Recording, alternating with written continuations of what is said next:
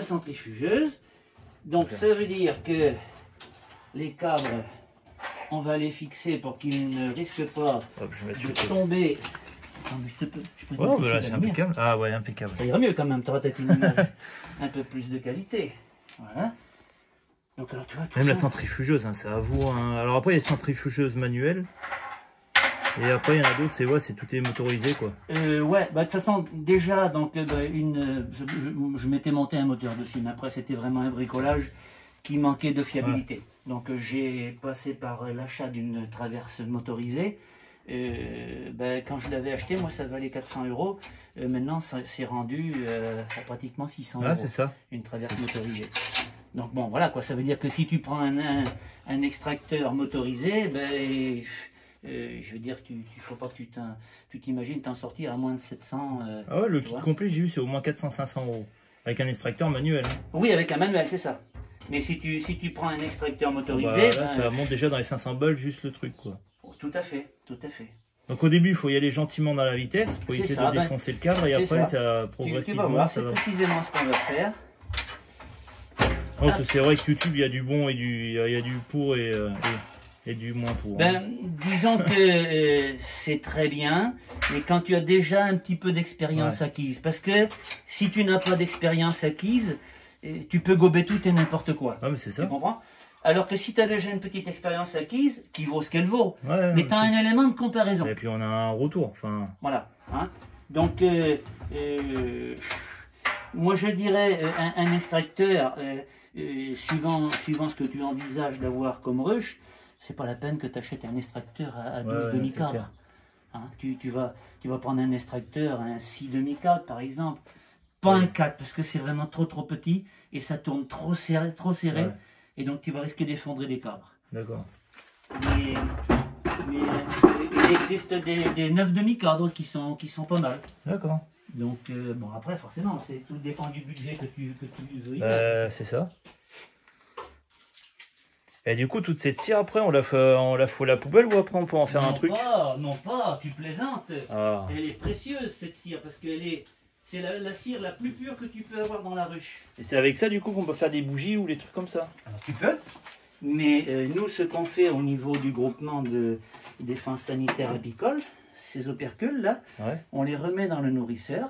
Les abeilles vont lécher le miel qu'il y a dessus. D'accord. Au bout de 5-6 jours, une petite semaine, les opercules sont secs. Tu les récupères, tu les fais refondre, tu fais des pains. Et donc au mois d'octobre ou novembre, on ramène tous les pains, on les envoie chez un petit cirier qui est dans le Gers. Et pour 1,60 € le kilo, tu récupères ta cire en feuilles gaufrées. Ah, ça c'est bien ça, au lieu d'acheter de la merde du commerce.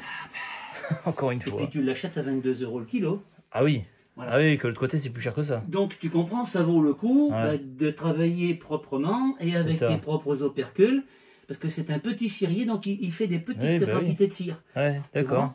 Donc ça veut dire que tu vas lui emmener, mettons, 3 kg de cire, on le marque, 3 kg de cire, Aurélien Castandet. Le gars, il va faire tes 3 kg de cire et tu vas avoir les feuilles de cire de tes 3 kg de cire. Ouais, puis ça reste naturel. Et c'est des cires de très bonne qualité. Voilà. Ok.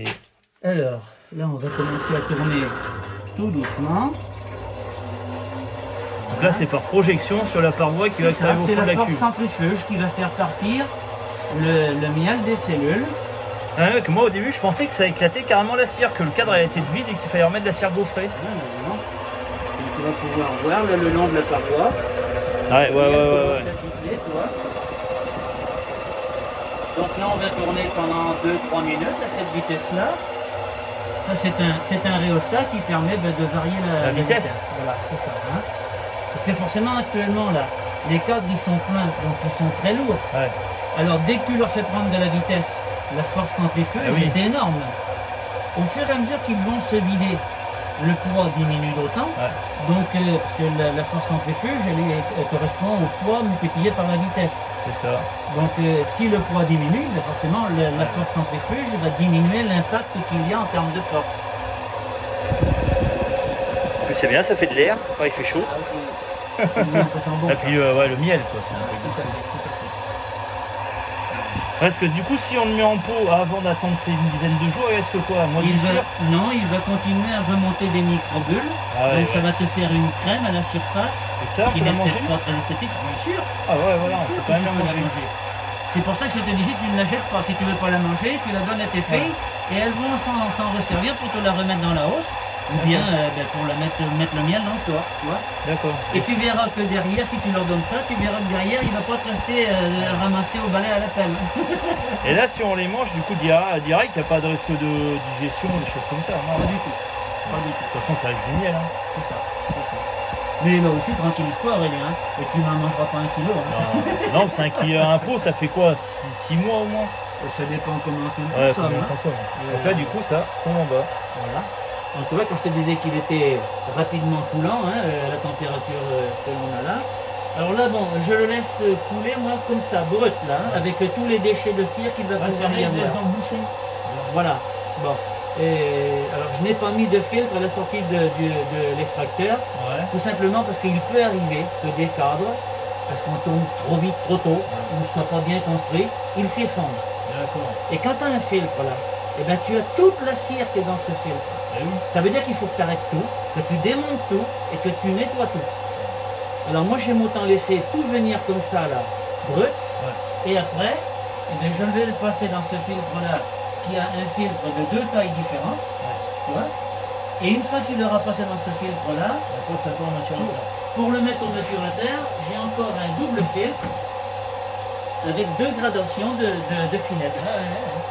Oui, pour que ce soit plus pur possible sans impureté. Alors malgré tout, je te dis, il peut rester, par exemple, les poils, les abeilles, trucs comme ça.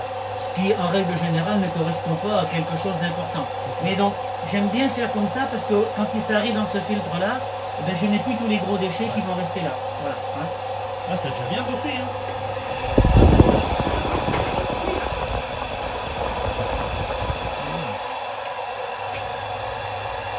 D'ailleurs, là on s'aperçoit qu'il n'y en a pratiquement plus qui giclent là sur les parois. C'est ça. Hein. Donc on va augmenter un petit peu la vitesse. Là ça fait combien de tours de minute environ? Alors quand on est à fond, on tourne à 450 tours minute. Voilà. Bien, tu vois, ça recommence à gicler sur le Et si on avait commencé d'emblée à tourner à cette vitesse, on aurait peut-être effondré quelques cadres. Voilà. Donc, parce que moi en fait je pensais qu'à la base ça éclatait des cadres en fait. C'est pour ça que j'ai dit qu'il fallait arracher de la cire gaufrée. Tu comprends que ça vaut le coup de prendre 3 minutes. Bah oui, ça correctement sans tout défoncer. Et puis tu sors, tu vas voir les cadres quand on va les sortir, ils sont intacts. Et bien ça fait plaisir de se dire que je vais ramener aux abeilles un truc dont elles vont retrouver le travail. Et puis elles s'économisent aussi le boulot. Tout à fait. Donc c'est pour ça qu'on peut avoir 2 mielés quasiment consécutifs. Absolument. Parce que pour reconstruire de la cire, bon, il va falloir qu'elles utilisent la cire qu'elles fabriquent avec leurs glandes cirières. C'est ça. Sauf que c'est pas gratuit. Parce que pour fabriquer de la cire, eh bien, il leur faut consommer du miel. Et pour fabriquer 1 kg de cire, elles consomment entre 9 et 12 kg de miel. C'est énorme. Ça veut dire que si toi tu leur protèges leur cire, eh bien le miel en question,